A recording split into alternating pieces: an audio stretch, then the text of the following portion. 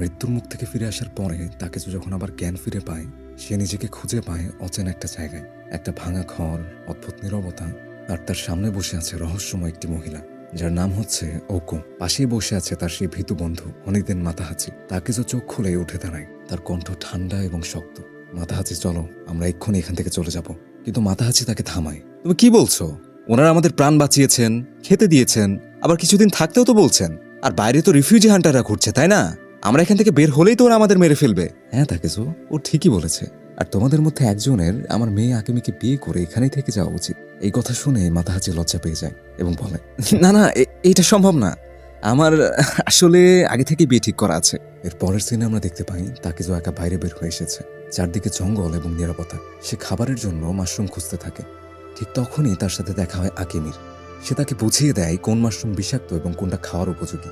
এই সাধারণ কথার মাঝেই ধীরে ধীরে উঠে আসে তাদের বাস্তবতা, এবং পরবর্তীতে আমরা জানতে পারি আকিমির বয়স মাত্র 15 আর তাকিজোর বয়স 17। কিন্তু আকিমি অবাক হয়ে যায়, কারণ তাকিজোকে দেখে মনে হয় সে যেন অনেক আগেই মানুষ হত্যা করা শিখেছে। তার চোখে দুনিয়ার কোনো মায়া নেই, শুধু আছে বেঁচে থাকার হিংস্রতা। এরপর আকিমি নিজের সত্যটা জানায়।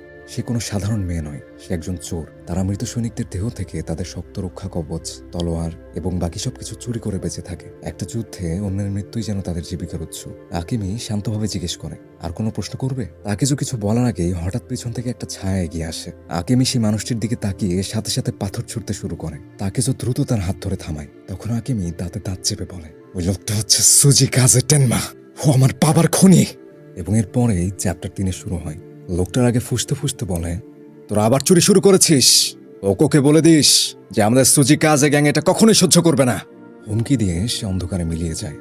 এরপর আমরা দেখতে পাই ওকো খুব বুদ্ধিমত্তার সাথে সব চুরি করা জিনিস ছাদের উপর লুকিয়ে রাখে, যেন কেউ ওগুলো খুঁজে না পায়। এই লুটের জিনিসগুলোর মধ্যে একটা কাঠের তলোয়ার ছিল, যা তাকেজুর নজর কেড়ে নেয়। ওকো সেটা তাকে রাখতে দেয়, যেন সে তাকেজুকে ধীরে ধীরে নিজের দিকে টেনে নেওয়ার চেষ্টা করছে। রাত নেমে আসে, সবাই একসাথে বসে খাচ্ছে। সাথে চলছে সাকে, যেটা আমরা বাংলায় মদ বলে থাকি। ওকো ইচ্ছে করেই তাকেজুকে বেশি মদ খাওয়ায়, যেন তার চোখে অন্যরকম একটা উদ্দেশ্য। এই সময় মাতাহাচি ধীরে ধীরে বলে ওঠে, তাকেজু, আমাদের এখান থেকে চলে যাওয়া উচিত। তাকেজু শান্তভাবে জিজ্ঞেস করে, কিন্তু আমরা যাবোটা কোথায়? মাতাহাচি বলে, কেন, আমাদের গ্রাম তো আছেই, মিয়ামোটোতেই ফিরে যাই, কি বলো?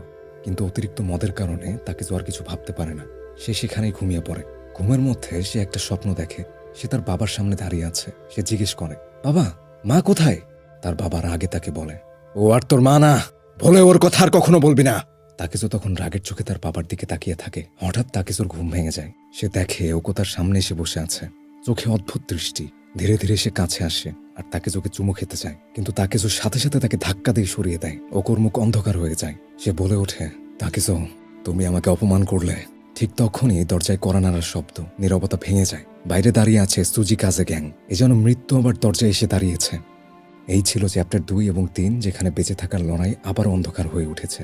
তাকেজু কি এই ফাঁদ থেকে বের হতে পারবে, নাকি সে ধীরে ধীরে সেই অন্ধকারের অংশ হয়ে যাবে? কমেন্টে জানান আপনাদের মতামত। পরবর্তী চ্যাপ্টারগুলো ধারাবাহিকভাবে পেতে অবশ্যই আমাদেরকে সাপোর্ট করবেন।